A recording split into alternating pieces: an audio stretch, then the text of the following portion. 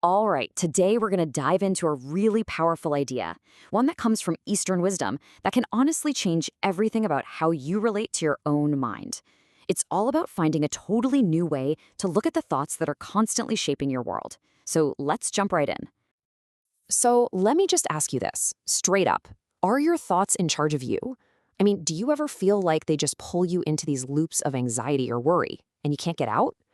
If that sounds familiar, believe me, you are not alone. And that's exactly what we're going to unpack today. So, what is actually going on here? Well, this tradition suggests that our minds have this kind of secret habit, a default setting. The source material actually calls it the crazy mind. Now, that's not an insult. It's just a perfect description of its restless, nonstop chatter. And what is this secret habit? It's this constant, relentless search for happiness, but outside of ourselves. We look for it in other people, in stuff we can buy, in achievements. And you know what? This endless chase is the very thing that creates all the anxiety, that feeling of being separate, and ultimately all the conflict in our lives. But here is the big reveal. This is the absolute game changer. Happiness isn't something you have to go out and create or find. It's something you simply recognize. See, it's already there. The whole practice isn't about creation, it's about recognition. To really make this click, let's use a fantastic metaphor. Just imagine that your natural state of happiness is the sun. It is always there, always shining, this constant source of warmth and light. That's your true nature. And all your thoughts and feelings, the anger, the ego, that knot of anxiety, the fear, they're just clouds. They drift in, they block the sun for a little while, and suddenly everything feels dark and gloomy. But, and this is the key, the clouds never, ever put out the sun. Your happiness is always there, it's just hidden for a bit. Okay, so if our happiness is the sun and our thoughts are just passing clouds, the really practical question is, how do we learn to see the sun again? How do we stop thinking we are the clouds and remember we're the big, clear sky? Well, this journey has three main stages. So it starts with belief. This is like someone handing you a map. You don't know for sure if the destination is real, but you accept the possibility that this could be true. Then comes faith.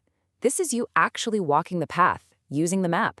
You test this idea out in your life, especially when things are tough. And finally, you get to trust. Now, this isn't blind faith. This is a deep, unshakable knowing that comes from your own direct experience. I mean, this just says it all, doesn't it? Belief is the map, faith is the journey, the walking, the doing.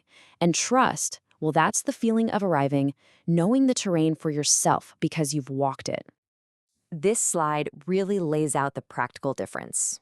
The old way, that's probably familiar, right? We react to our thoughts, we judge them as good or bad, and we try to push away the ones we don't like. The new way is a complete shift. You just acknowledge the thoughts, you recognize them for what they are, passing clouds, and you allow them to be there without getting all tangled up. And this is so important because it's a huge misunderstanding. The goal isn't to get rid of your thoughts or have a totally blank mind. That's not going to happen.